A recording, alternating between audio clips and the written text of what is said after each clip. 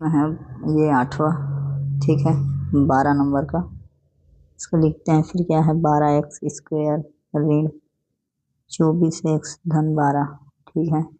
यहाँ पे हम लोग लिखेंगे हल लिखने के बाद आप लिखिए कि दिए गए बहुपद को ax square plus bx plus c से तुलना करने पर, ठीक है, क्या होगा तुलना करेंगे तो 12x स्क्वायर माइनस 24x धन 12 का तुलना करेंगे x स्क्वायर धन bx धन c से, ठीक है।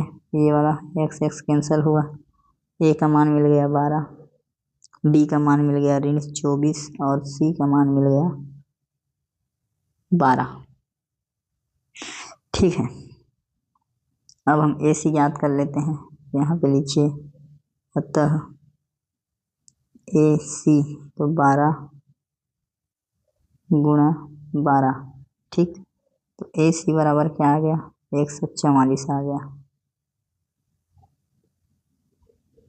ठीक है। अब AC बराबर क्या आया 144 आ गया। अब हमारे पास दो ऑप्शन है कि AC को तोड़ें, ठीक है, या तो B को तोड़ें। AC के जगह में है हमारे पास 144 है ना, और इसके जगह में हमारे पास है ऋण 24। इसका जो पद आएगा उन दोनों का जोड़ेंगे तो हमें फिर से क्या मिल जाना चाहिए B मिल जाना चाहिए, और इसको तोड़ेंगे तो इन दोनों का गुणा करेंगे तो मिलना क्या चाहिए AC मिलना चाहिए। तो ऐसा पद खोजिए। तो देखिए ऋण B इसको तोड़ के देखते हैं, यदि ऋण जो 24 है उसे ऋण 12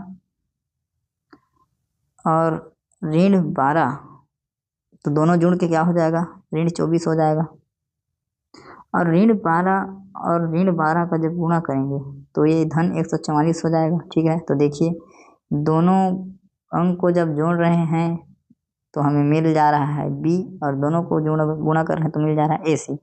तो ऋण 12 और ऋण 12 ही क्या है इसके गुणनखंड है, बैठ रहा है, ठीक है। तो चलिए इसको हम लिखते हैं आगे कि AC बराबर 144 के ऋण 12 और ऋण 12 ऐसे गुणनखंड हैं जिनका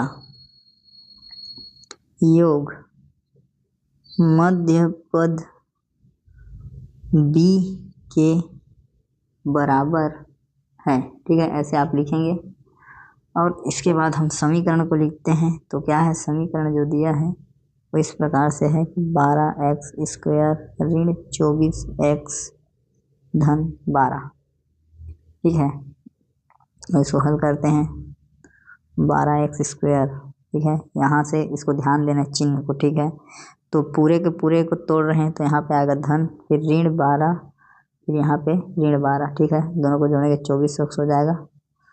उसके बाद 12x स्क्वायर, फिर ये हो जाएगा धन ऋण 12x ऋण 12x, x का गुणा हो जाएगा तो उसके बाद 12x स्क्वायर, फिर ये ऋण 12x, फिर ये ऋण 12x हो जाएगा, फिर ये धन 12, ठीक है। अब लेंगे हम कोष्टक में इन संख्याओं को।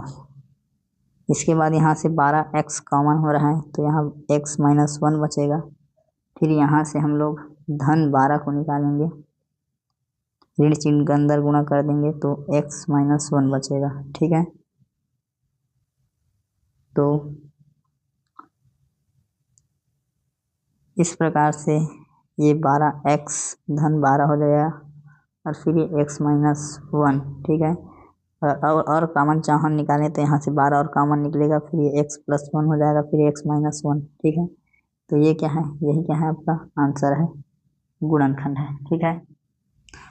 दोस्तों उत्तर माला को देखा तो ये वाला क्या है x ऋण 1 है, ठीक है। तो कहाँ पर मिस्टेक है तो देखिए इसको, यहाँ से हमारा मिस्टेक है चिन्ह, ये यहाँ पर से ये ऋण रहेगा, ठीक है। ऋण चिन्ह सही बाहर निकाल लिए ऋण 12 को, ठीक। तो ये धन 1 हो गया, यहाँ पे ऋण 1 था, और ये धन 12 है वो क्या हो गया ऋण 12, तो यहाँ ऋण 1 बचा।